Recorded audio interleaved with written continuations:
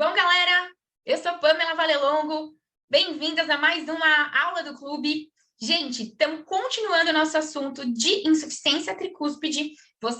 Essa aqui é a continuação, então, parte 2 do vídeo. Se você ainda não viu a parte 1, não dá para ver a parte 2 sem ver a parte 1, gente. Volta, vê a parte 1, que a gente trabalha assuntos extremamente importantes para a gente entender toda a possibilidade de tratamento, as opções de tratamento percutâneo e, inclusive, o passo a passo do ecocardiograma guiando a intervenção percutânea na tricúspide.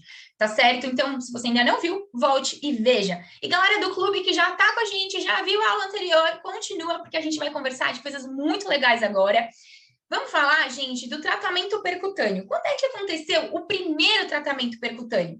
O primeiro tratamento na tricúspide em humanos aconteceu em 2014, foi a primeira intervenção humana via transcatéter na válvula tricúspide. Era uma paciente com IT isolada, Euroscore de 28%, e foi realizada bicuspidização através do sistema Mitraline, ou seja, foi uma aplicatura do anel da tricúspide. Pã, eu não sei, não imagino o que é isso. Não tem problema, eu vou mostrar uma imagem para vocês no próximo slide. E a atualidade, gente, o que tem de dispositivo em desenvolvimento para a tricúspide não é brincadeira. Tem muita coisa em estudo na Europa, Canadá, Estados Unidos. Então, nos próximos anos, com certeza, vamos ter muitos, próximos 5 anos, vamos ter muitas novidades para o tratamento da tricúspide. Essa paciente em questão era uma idosa de 89 anos e era uma paciente com IT isolada, como a gente disse. Veja, é importante pontuar isso da insuficiência tricúspide isolada. Por quê? Porque a gente sabe que quando a gente tem uma valvopatia esquerda, uma mitral, uma aórtica, e a gente vai corrigir essa valvopatia, por exemplo, cirurgicamente, a gente sabe que tem benefício corrigir de alguma maneira essa valvopatia tricúspide também. O que a gente não tem bons resultados é quando a gente só tem a valvopatia importante ali da tricúspide. Então, é para isso que a gente está tendo dificuldade de tratar nossos doentes. É nessas situações que essa aula se encaixa, beleza? Vamos lá. Esse daqui é exatamente a técnica que foi realizada nessa paciente do primeiro registro. Foi com o Mitraline e a válvula posterior, a cúspide posterior da válvula tricúspide, ela é uma cúspide mais rejeitada, digamos assim.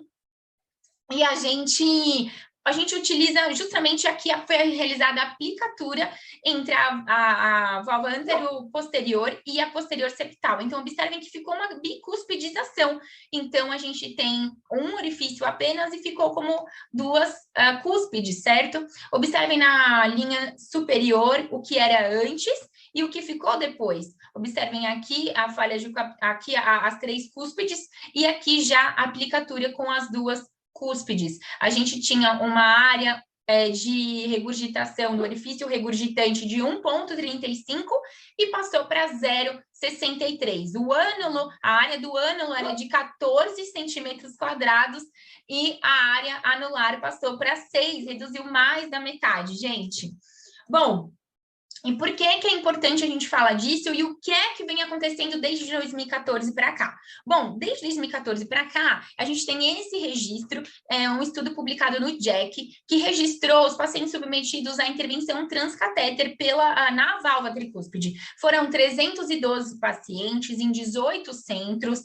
A maior parte desses pacientes foi tratada com o MitraClip. Então, utilizaram o MitraClip, dispositivo desenvolvido para a válvula mitral, e implantaram lá na válvula tricúspide. Bom, eles viram algumas coisas importantes nesse trabalho, nesse registro, certo? Eles viram que os pacientes tiveram baixa mortalidade, melhora clínica importante, e que eles observaram falha de coaptação maior que 1 centímetro, ou seja, 10 milímetros, era um fator independente de taxa reduzida de sucesso e forte preditor de mortalidade no segmento. Por que eu estou comentando disso? Porque, veja, isso tem a ver com o que a gente comentou da classificação entre severa, né, importante, maciça, torrencial. Se a gente tem uma falha de coaptação, um gap de coaptação maior, muito grande, tornando quase uma cavidade única, bom, provavelmente na terapia edge-to-edge a gente não vai ter sucesso, a gente vai ter que ter outras técnicas. Quais são as outras opções, então, de tratamento via percutânea? A gente tem a anuloplastia, eu vou mostrar um pouquinho para vocês, mas não é o foco da nossa aula. A gente tem o reparo das cúspides, essa sim é um foco da nossa aula, tá certo? A troca valvar chama troca mesmo, apesar de não haver exatamente uma troca, e sim uma terapia parecida com a TAV.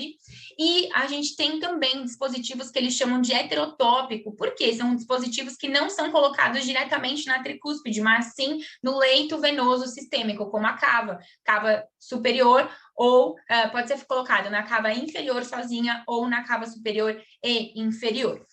Bom, nessa imagem, esses 4 tipos de intervenção para vocês saberem que eles existem. Então, a anuloplastia, como por exemplo, o cardioband, uma estrutura que você sutura percutaneamente e esse paciente tem redução do anel e, obviamente, redução da regurgitação. Perfeito?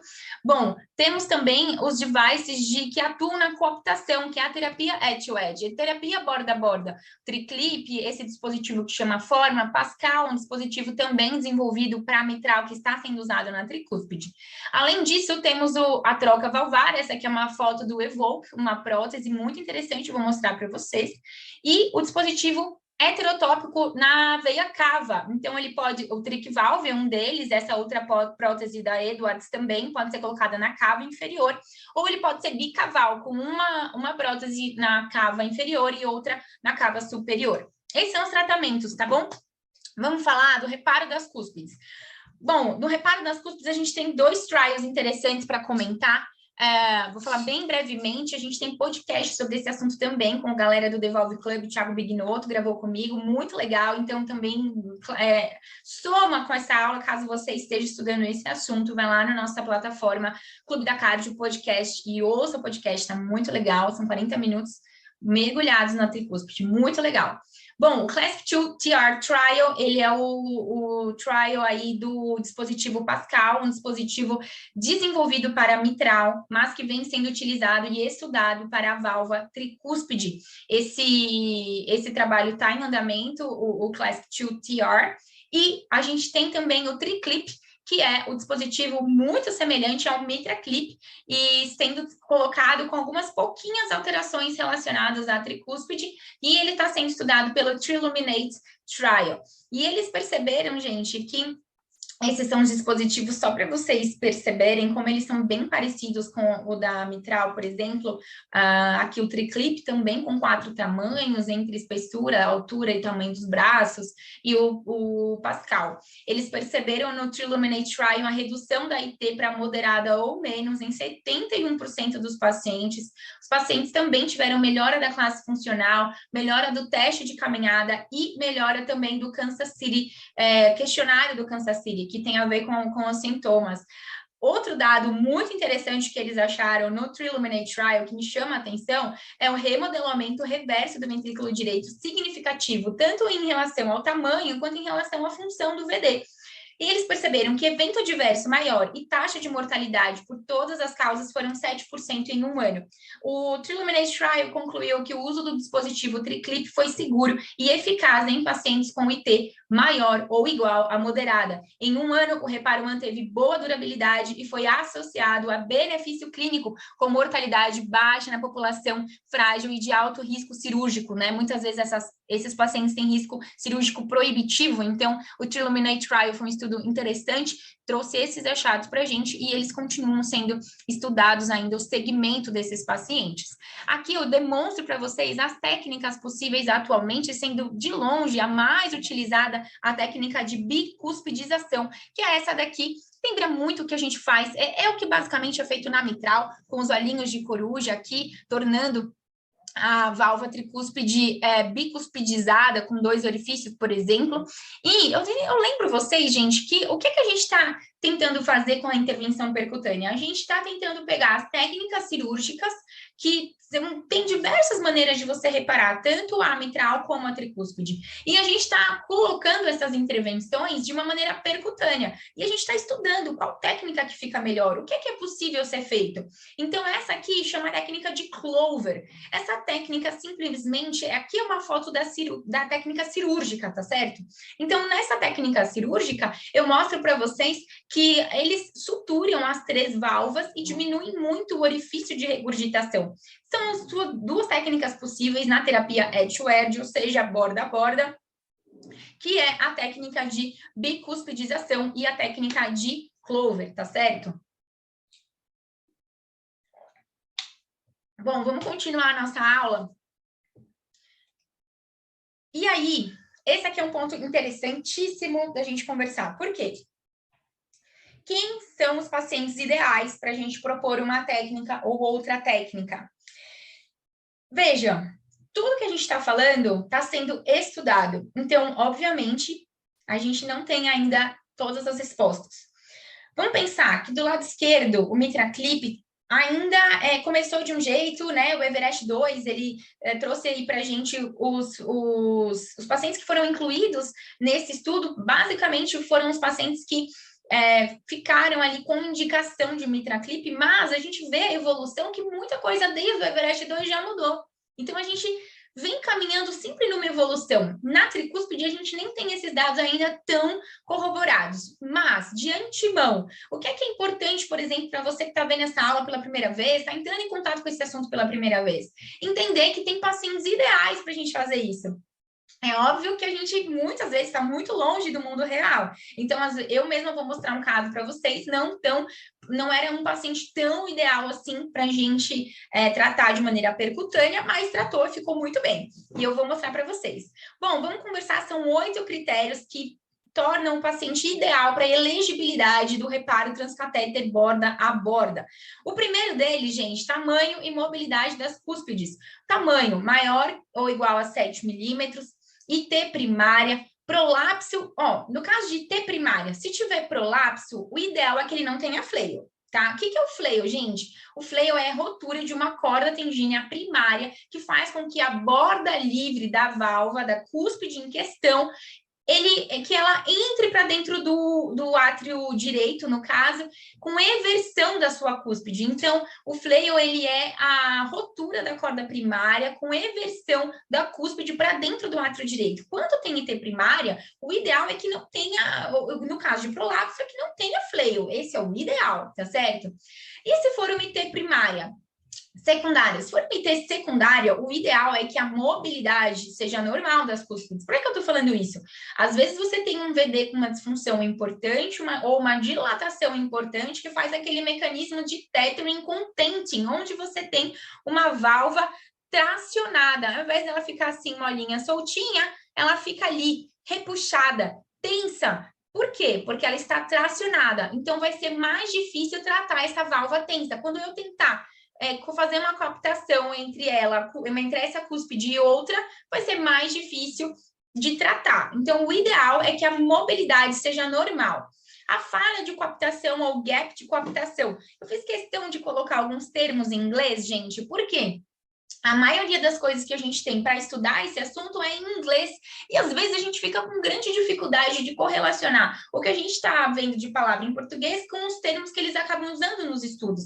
Então, eu mesclei um pouquinho dos termos, tá bom? Não fiquem bravos, para a gente começar a ficar mais familiarizados, tá bom? Bom, o gap de coaptação ou falha de coaptação deve ser uma IT significativa e o gap tem que ser pequeno, de 3 a 7 milímetros, como a gente comentou. Se for uma falha de coaptação muito grande, lá maior que 10, a chance de não dar certo é grande. E o local do refluxo? Então, a gente já viu que é importante o tamanho e mobilidade das cúspides, a falha de coaptação, o tamanho dela, o local do refluxo e a severidade dele. Então, o ideal é que seja um jato regurgitante central, principalmente ali na comissura antero-posterior, porque ela é de mais fácil acesso, a gente consegue fazer um tratamento mais fácil, digamos assim. E a gente tem que ver muito bem a zona de grasping, ou seja, a zona onde a gente vai grampear, vai juntar essas cúspides. Outra coisa importante, o quarto ponto, imagem intraprocedimento. Tem que ter uma janela acústica adequada para visualização da válvula tricúspide. Então, imaginem que tem um marca-passo ali fazendo sombra, eu vou ter mais dificuldade. Ou eu tenho uma janela realmente ruim, onde eu tenho poucas situações em que eu consigo ver adequadamente a tricúspide. Esse procedimento vai ser dificultado. Então, o ideal é isso, nesses 4 pontos que a gente comentou. Uma contraindicação relativa, por exemplo, seria uma cúspide muito curta, seria uma cúspide destruída, uma cúspide perfurada, por exemplo, por endocardite, né? Já na ausência do processo infeccioso, obviamente, ninguém vai tratar um paciente percutaneamente em vigência de endocardite, né? Mas vamos supor que esse paciente já tratou e ficou essa perfuração. É uma cúspide que ficou doente, então a gente vai ter dificuldade de tratá-la. Se a gente tiver um tethering, que é esse repuxamento alto, muito alto, ou seja, maior que 9 milímetros, também a nossa chance de sucesso vai ser pequena. Outra contraindicação relativa, mas que faz a gente perceber que esse paciente talvez não tenha sucesso no procedimento, uma zona de uma falha de coaptação maior que 8,5 milímetros, então ali quase no naquela ideia de que quanto maior que isso, a chance de sucesso é menor.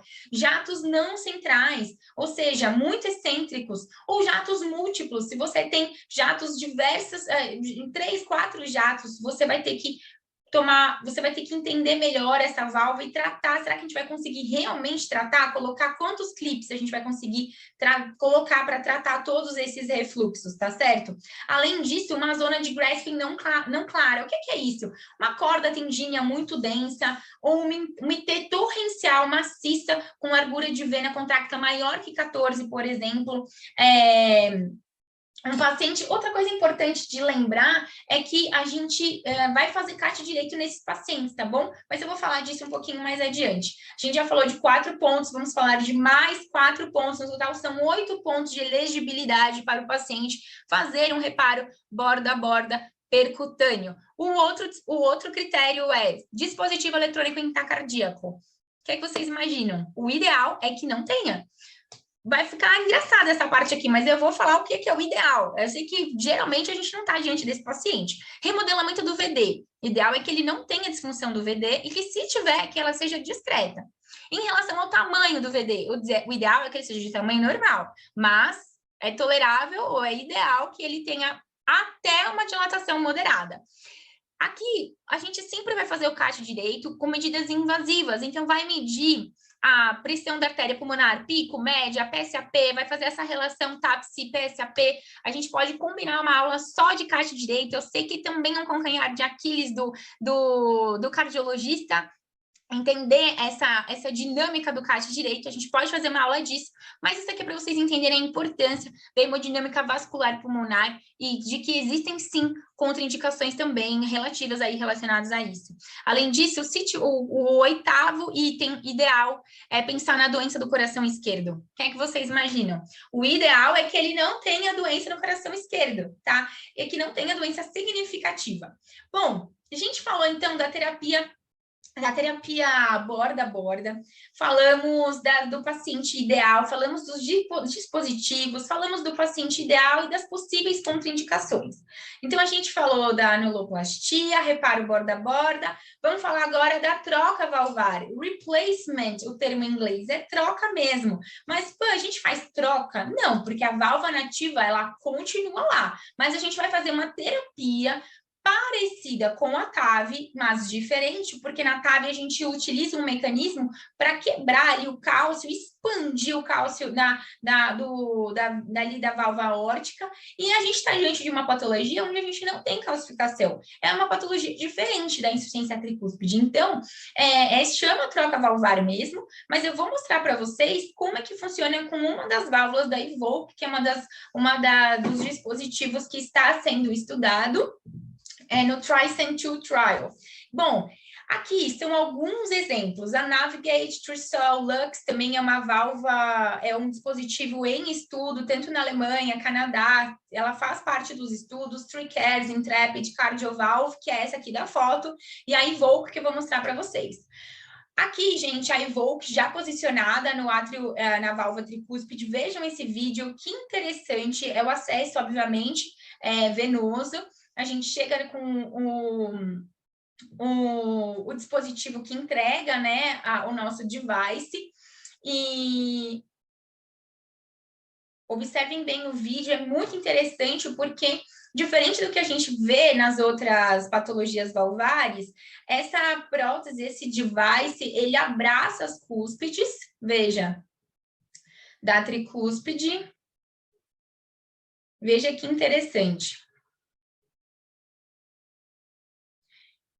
Enquanto isso, eu vou falando para vocês do TRISCEND-2 Pivotal Trial, e que já mostrou aí nos estudos iniciais que o Evoke ele é um device tecnicamente factível, é um device seguro, e que houve sim regurgitação, redução da regurgitação da insuficiência tricúspide e dos sintomas em 30 dias. O TRISCEND-2, ele está em andamento. Esse estudo, essa conclusão foi que eu comentei, ele é do primeiro estudo, que é para ver se é factível fazer a técnica, etc. E olha que interessante, é uma válvula biológica, né, implantada, então a gente vai ter tratamento desses pacientes com tratamento de uma válvula biológica ali na posição tricúspide, tá certo? E esse é o TRISCEND-2 Pivotal Trial. Vamos esperar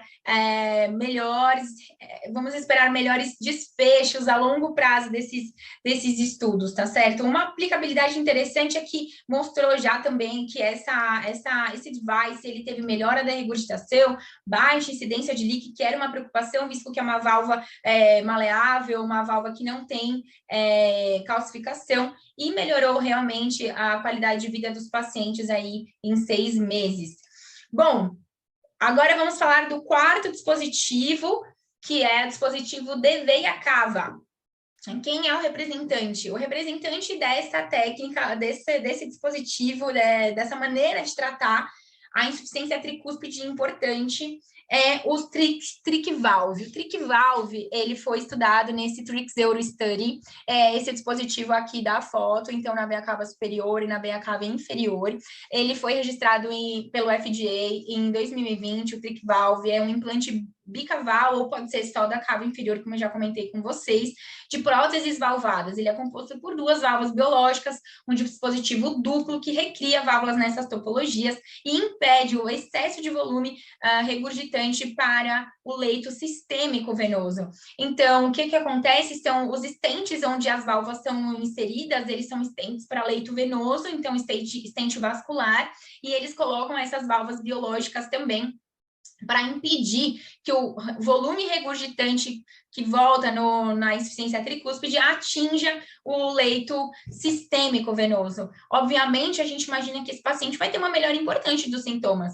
Mas e aí, o que será que acontece com essas câmaras direitas, certo? O que eles viram no 6-month outcomes of the TRIC valve system in patients with tricuspid regurgitation? Eles viram que proteção do leito venoso sistêmico sim aconteceu, então realmente o edema dos membros inferiores diminuiu, os pacientes tiveram melhora dos sintomas.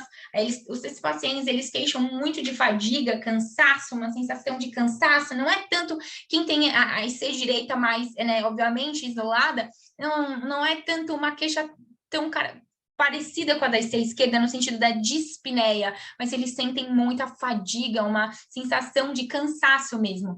E esses pacientes melhoraram. Mas a gente observa uma sobrecarga volêmica em câmaras direitas. E aí, será que isso vai poder gerar algum problema para a gente?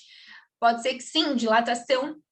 Disfunção sistólica a longo prazo é uma preocupação relacionada a esse dispositivo, além do que, quando a gente vai dilatando o átrio direito, a gente pode ser que a inserção ali da cava superior com o átrio direito também dilate, e aí pode ocorrer uma preocupação da migração tardia da prótese. Eu trouxe um caso para vocês de uma paciente idosa, frágil, tinha ascite recorrente, uma sensação de cansaço, era FA, tinha os átrios bem aumentados. Eu mostro para vocês um transtorácico 2D, a janela apical. Essa paciente era portadora de marca-passo, e vocês observam aqui já aqui um átrio esquerdo, um átrio direito aumentado, um VD também com um aumento da sua câmara.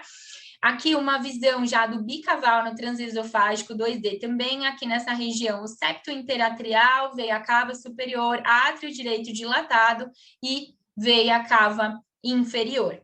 Nessa figura, Observem o transgástrico, a grande falha de captação que existe aqui, cúspide anterior, septal, posterior, tá certo? E aqui com o collar, para vocês observarem a quantidade de refluxo, né, o aliasing aqui relacionado aqui ao marca-passo nessa insuficiência tricúspide, que era importante, ela tinha refluxo reverso, sistólico, né, em veia hepática, suprahepática.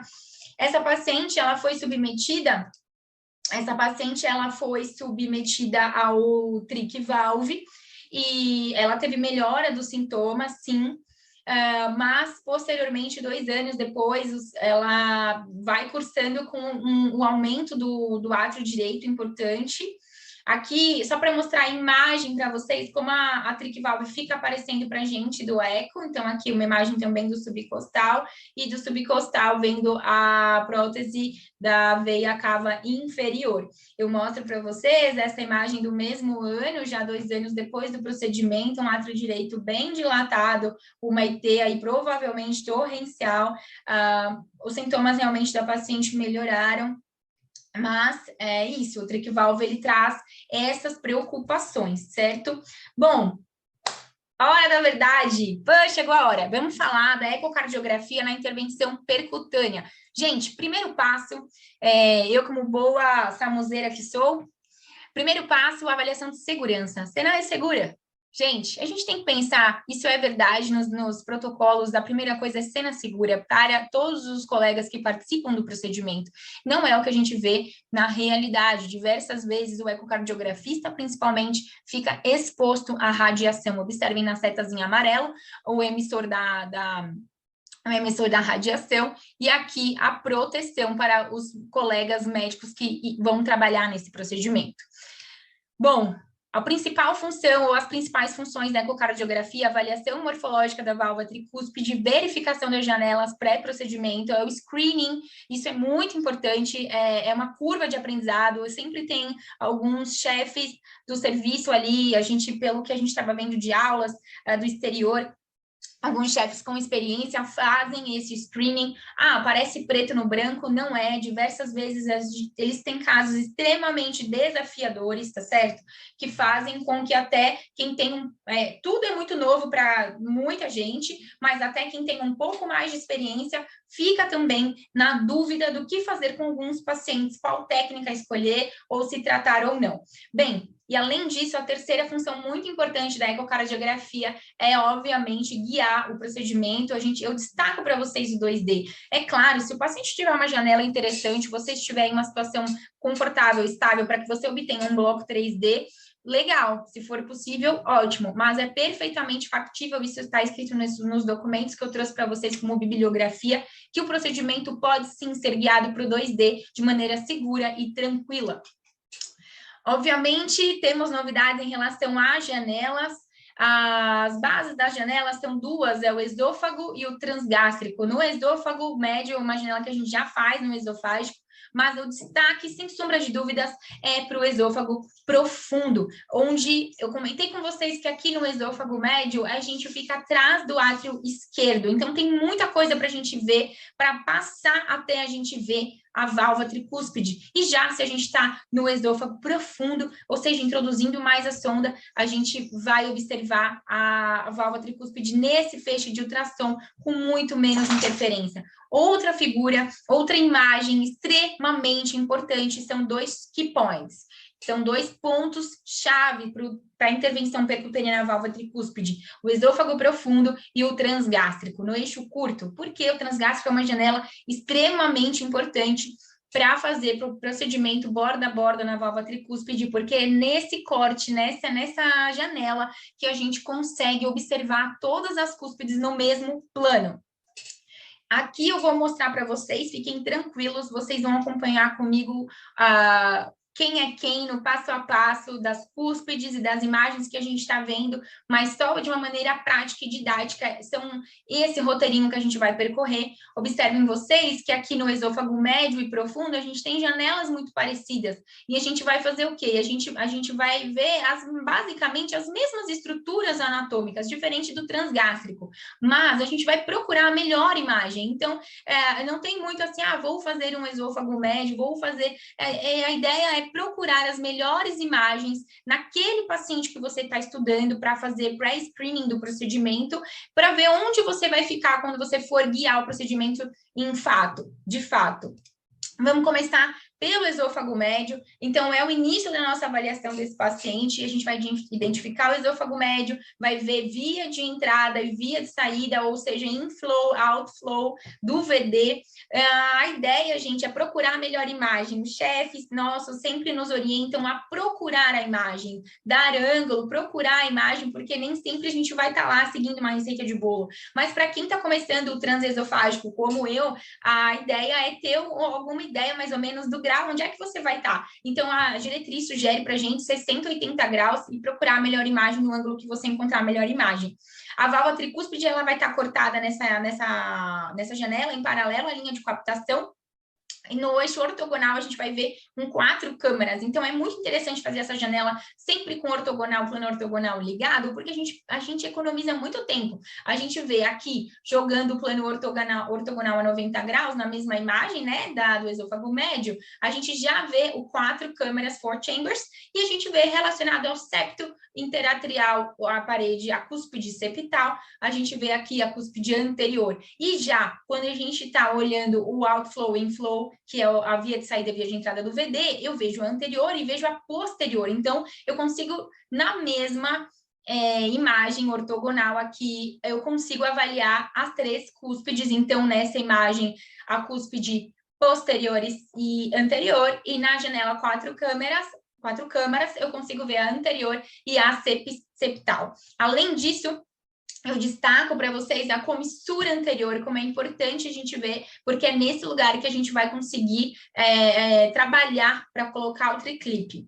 Bom, eu trouxe também essa imagem para mostrar que a gente simplesmente varre toda a tricúspide. Então, observem vocês que a gente começa com o plano ortogonal na região próxima da aorta, percorre para o meio da válvula e termina, por fim, ali no anel já ali quase posterior, entre o final da válvula do anel, para varrer toda a válvula tricúspide e entender como é a anatomia dessa válvula em questão, quem é que está doente, quem é que nós vamos tratar, e é isso que a gente vai ver no caso clínico que eu vou mostrar para vocês. Aqui a janela de esôfago profundo, sem sombra de dúvidas, aqui em um quadradinho azul, retângulo azul. Como é que a gente vai obter essa janela, Pã? Eu deixei as imagens de propósito, o esôfago médio profundo, para você entender. A gente vai avançar o probe e fazer uma flexão, para que a gente fique realmente... Aqui está o átrio direito, então eu avancei a minha sonda e quando eu faço a flexão, eu colo a minha sonda direto no átrio, na parede do átrio direito, para que eu veja a imagem com melhor resolução. Sai da minha visão, então, o átrio esquerdo, a válvula aórtica e o septo interatrial. Eu fico sem obstáculo para ver a válvula tricúspide.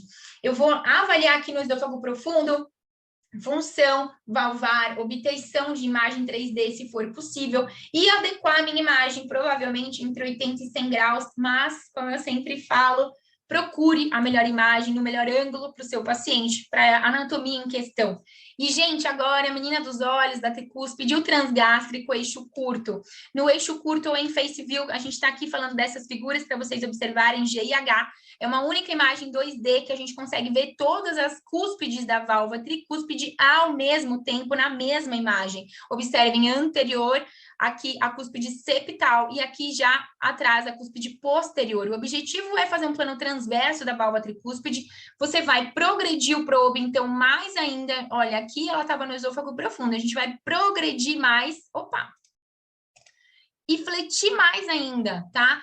pode fazer girar um pouquinho o horário e procurar um ângulo ali entre 20 e 60 graus. Para quem já começou a fazer o esofágico, sabe que tudo isso que eu estou falando é um joystick que você fica ali tentando, seu cérebro fica tentando entender para onde que você gira, que ângulo que você faz, que flexão, se é antero, se é retroflexão, para que você obtenha a melhor imagem. Então, é um aprendizado muito prático e às vezes é até difícil ensinar, né, esse aprendizado aí subjetivo que a gente tem fazendo o exame.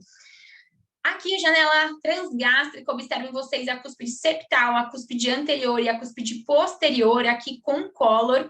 Então, nessa imagem, olha o refluxo aqui nessa, fazendo um aliasing aqui nessa região entre a septal e a anterior. Vamos para o nosso caso clínico. Feminino, 89 anos, hipertensão arterial sistêmica, fibrilação atrial, permanente em anticoagulação, uma idosa frágil, com queixa de fadiga, edema de membros inferiores, dor em hipocôndrio direito e já fazendo uso de furosemida 160 mg dia e hidroclorotiazida 25 mg dia. Galera, vamos fazer o seguinte, vou para a parte 3 desse vídeo, falei que tinha 2 partes, vou fazer a terceira para a gente fazer esse caso clínico e vocês todos acompanharem a gente. Dá um pause e vai para o próximo, porque vai ter a terceira parte do vídeo. Beijo, até a próxima, tchau!